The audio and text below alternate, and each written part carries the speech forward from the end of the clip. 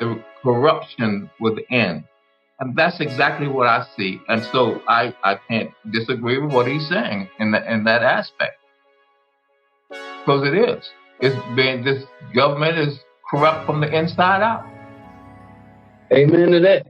Amen to that. I don't trust none of them. So maybe I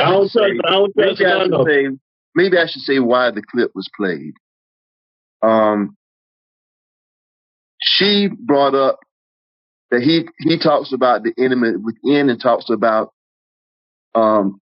sending the militia, sending the military to put down American citizens. I didn't see that not one time. I didn't hear or see that one time. You need to go look, man. And then he talks about sending the military against citizens that are protesting.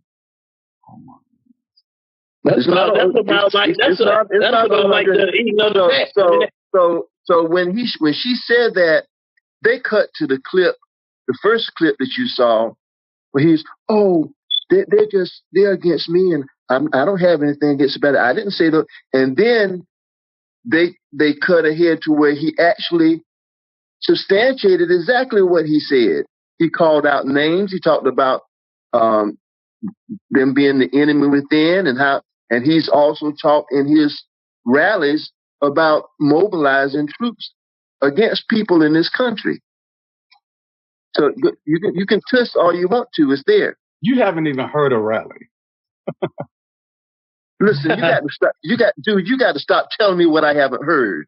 You got to stop telling me what I don't know. So stop. I haven't told you one time what you have not heard. So just stop. You just put that in your back pocket and stop it.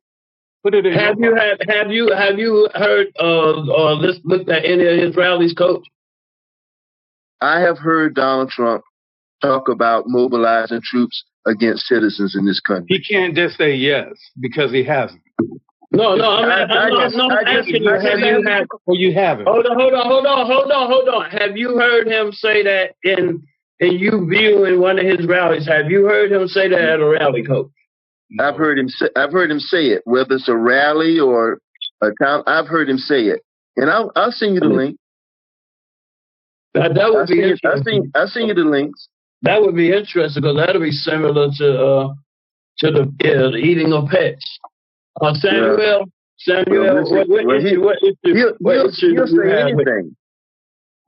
what issue do you have with that clip? Briefly, 2 minutes. We got 8 minutes, guys. Yeah. I don't have anything. She asked him a direct question, and he answered it. He asked him what he meant by enemy within, and he answered it. He didn't go into a long thing about Obama or nothing like that, or her. He answered what he meant. Why come he talked about Adam Schiff and Nancy Pelosi? I thought you watched the interview. Oh, is your name Samuel now? I thought you watched the interview. Yeah, I was Coach. I was talking to Samuel. You had your time. I let him have his time, please. Self-control is what we need. Go ahead. What was you saying, though, Sam? Go ahead. Finish it. No, he answered the question directly. Harris Faulkner asked him a question, and he answered it directly. He didn't go into a 2 or 3 minute synopsis. He went directly into answering that question. I agree with that 100% too. And one thing we have to remember the difference between a rally and a town hall or even an interview. During the interview, the reporter compiles questions that they feel are important. During a town hall, questions that come from the audience or people at that town hall. So when you're at a town hall, just like he was asked that question, a reporter on Fox or somewhere may not have asked him that. But that's the difference. And that's what we need to understand. So an interview shouldn't be easy. What Brett Baer did to Kamala Harris, it shouldn't have been easy. Just like when Donald Trump went and spoke to the black journalists. They were on him like pit bulls. It's supposed to be like that. It's not a town hall is the community. An interview is a journalist. So a town hall is all fan club? No talent for people? The community. Pay attention to my words. So the community is all Trump fans. The town hall is the community, just regular Joes asking questions. I think. Well, if you stack the town hall with all pro-Trump goers and questions, softball questions, yeah. But one thing I do agree with, that the questions should be hard. And I respect the questions he asked, because they're questions that people want to hear the answer to. But you got to respect how she wants to respond to the question. She doesn't have to apologize for something, because your characterization, she got to apologize for somebody that died. That wasn't her fault. She responded about immigration on her terms. I just think that a direct question deserves a direct answer. You're not getting that from any politician. Yeah. Yes, Mr. James, did not say that Jill Stein answered every question. So what you just said, Michael, that's untrue. Well, let me back up. I'll admit that Jill Stein, who is not in contention for the presidency, might do that, but that's the problem. People, I will agree that if people shoot straight and answer, and this is both sides, then they're going to be perceived to be in hot water with these people, that people. So they present what they want you to understand about their policy and about their values and all of those things. And you asking a question as a trap, everybody's not going to respond to that. Well, when is she going to respond to it? I don't care what. She responded to it the whole time. You talking about the first question that was asked? Hold on. Every time out, y'all, I want to say this. Coach, everybody is not intellectual like you are. So she may have answered the question for you. But all of them BET Hip Hop Award watching people and all of the rest of the so-called culture didn't get no answer. And I'm not on the level of intellect as you, as far as I'm concerned, because I ain't get no answer. Well, the answer you wanted was, I apologize for killing those people. No, most definitely not. No, most definitely not. The first thing you said was, why didn't she just apologize? I don't understand why she wouldn't apologize. That's what you said. Yeah, okay. What I meant by that was, if she felt, why wouldn't she just apologize or say, I didn't have nothing to do with it? Answer the question. Well, she didn't have to apologize because she didn't do it. Right, so she should have let that be known. She answered the question when she said, we tried to enact border policy the way we wanted to, but they would fighting us tooth and nail every step of the way, all the way up to just months ago. That was her answer. It was a good answer. It was a correct answer. It wasn't what you want to hear, because it doesn't put it in the narrative that you want to blame them for it. But it was a good answer. This is what happened. It's just not the way you want to hear it. Okay, Sam, Sam, what you got, Sam? There was one part later in the interview when he asked her something, and she literally said, whatever happens under your administration, you're responsible for. How come she can't take that same advice for herself? Because the border wasn't flooded under the last administration. It was flooded under this. Fentanyl hasn't skyrocketed under the last administration. It skyrocketed under this one. So if she's going to preach, be accountable. If it happens under your watch, it's on you, under your administration, she needs to follow that same advice. But that's the reason why this book, The Truths We Hold, should be The Lies We Hold. Because it's so many lies in this book that I found. And you know what else? The question that he asked her, if everything you're saying about Trump is so true, why is half of the country still supporting him and possibly he will win? Yeah. She didn't answer that.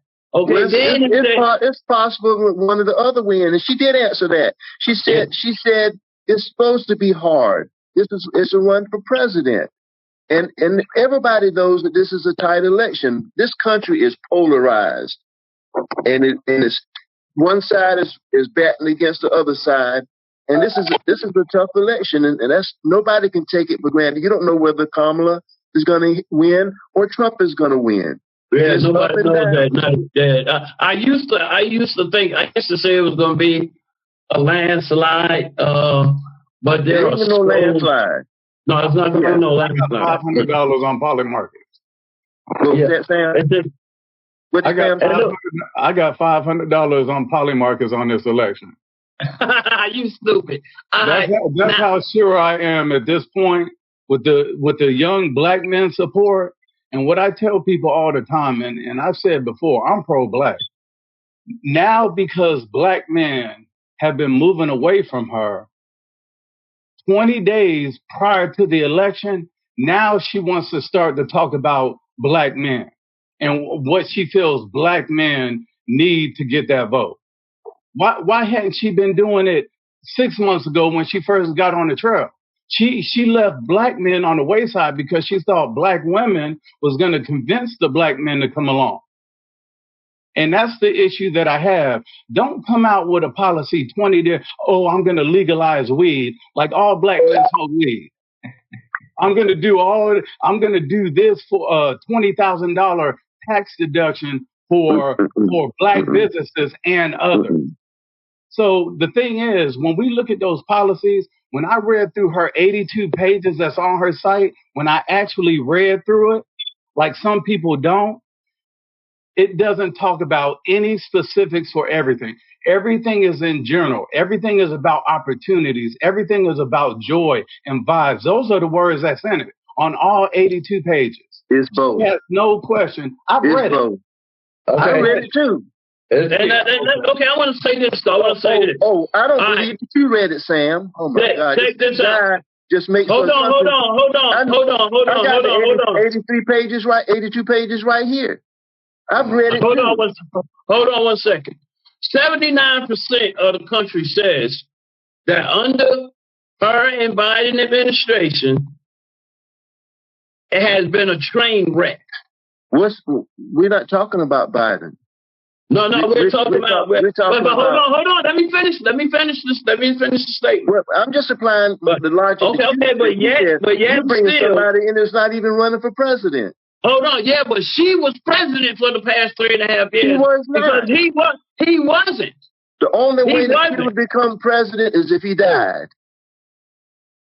Well, he was dead. He was dead mentally, and they asked her about that, and they also asked her. What would she do? What would she do different? Okay. What would she do different? What would she do different than Biden? Well, hold on, Fitz. This is one thing what people don't understand about the current administration. When they came in on day one, Joe Biden said that this is not going to be the Biden administration.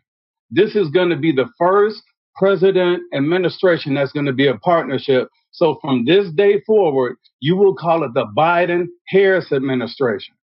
It's the first time in history that's been done.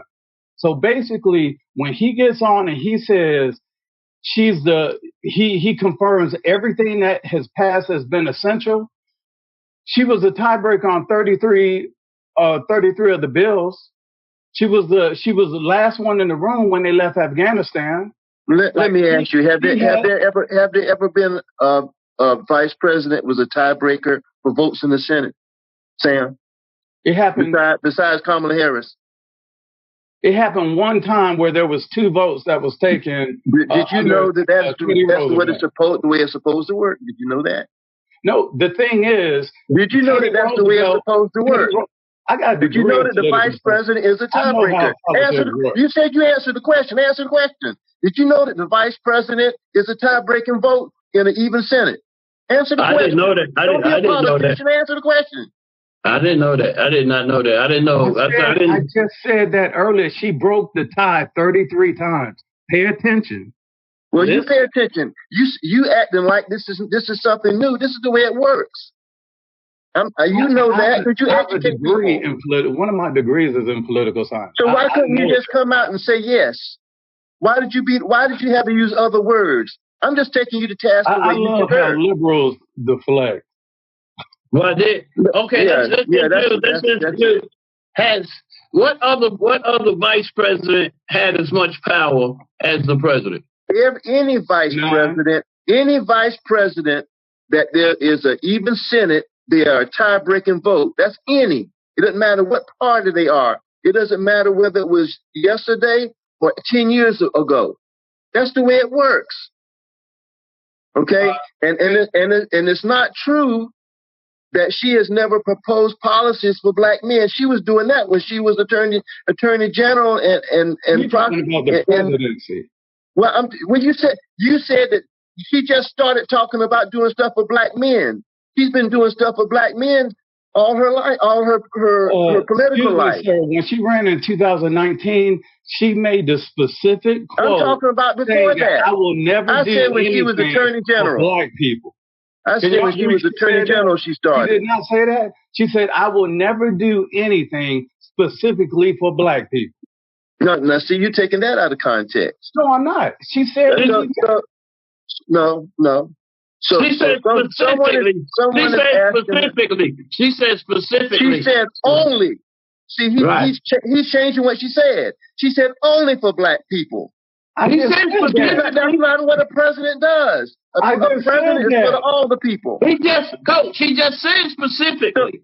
So she said She said only. She would never do anything only for black people. He's so mixed up going after me that he's contradicting himself. So what did Coach, she did. Coach Sam just said specifically, which basically it means only. He's trying to say that she would never do anything only for black people. There's a difference between that to say she would never do anything. She said specifically for black people. Not only, she said specifically for black people. Okay. Meaning that she would do it for the whole nation. Mr. James, I am going to bring the video up for context and let people see that because you guys are skewing it. Somebody was trying to press her that she should be a president only for black people. And she said she's not going to do that. She's a president for all people. But she said realizing, I'm telling you what she said. She said realizing that the disenfranchisement and the way people have unequal status, there are programs that I would have for black people, but I'm not going to do things only for black people. Yeah, I don't think she's going to do it only for black people. Mr. James, what you got to interject? I was just going to say, if you don't think that the presidents in the past have done things specifically for white people, you are out of your mind. I didn't say that. Okay. That doesn't make it right. Is that right? That's what it sounds like you're saying. No, that's not what I said. Because you said I'm the president of all people. How many times have we heard that? Obama said that little crap. Well, but Obama did a lot of stuff for black people. I can give you 2 pages of stuff that specifically, as you use the word, benefited black people. That had nothing to do with white people, and a whole bunch of things that by benefiting everybody, it did a lot for black people because they were the majority of the one that needed it. Not me. He took $200 a month from me and gave it to the gay rights bill. He stole from me. He took from me. So anybody that pays taxes, if they want to turn around and say taxes is stealing from me, they can say it. That's just rhetoric. No, I'm talking about my cost of living raised for 8 years. He took $9,600 from me. From every veteran, that's 100%. Well, they took money from me too. The contract with America, Republicans took money from me. They made me lose a job. Contract America. I was going to be a network engineer for the Department of Human Services. Contract America came out and they started cutting jobs, and I had to go look for another job. So, I mean, political wheels turn and one person gets an impact or other. But Obama did a lot for black folk, and people give him a bad rap on that. But I'm looking at it this way. The engineer gave us an extended few minutes. I don't see where no country, no people, not even the especially the cartel now, because they done got flamboyant, they done got outrageous, they don't care. She keep talking about what she prosecuted those two cartels, but they don't respect her. They're not scared of her. No country is scared of Kamala. I'm gonna just start saying her because it's just some job saying Kamala. Kamala Harris. Kamala Harris. I don't see where no country is gonna respect her. And you know what? You might say, Coach, because I'm saying that because she's a woman, but no, it ain't got nothing to do with a woman. Because I didn't like Obama, and he's dead. I don't know. That's another subject. Why is that, bro? Why do you not like Obama? You don't like Kamala Harris? I didn't like Obama. Bro? I didn't like Kamala Harris. I didn't like Bush. To be honest with you, I didn't like none of them. I ain't like nobody but the person. Hey, can you say the N-word on YouTube? Anyway, the first nigger president was Bill Clinton. And that's the only president I like, to be honest with you. How do you say that? That's very interesting for you to say something like that. I mean, one of the worst, as far as I'm concerned. No, I'm gonna tell you, he's the reason that Wonderful and Fantastic Fun came about. What? He helped with my small business. He helped me with my small business and New South Empire also. Me and my partner, we started 2 businesses under his reign. So can you let Brother James offer what was on his mind about yeah, I just called him, Coach. Oh, I'm sorry. Yeah, I just called him. Go ahead, Mr. James. No, I was just very curious as to why you say that, because he and Biden put more black men in jail than they started businesses. That's for damn sure. So it's for you to say that he was your favorite, because honestly, God, I don't like none of them, from George Washington on down. They've all been working for me. Well, you know what? I have to agree.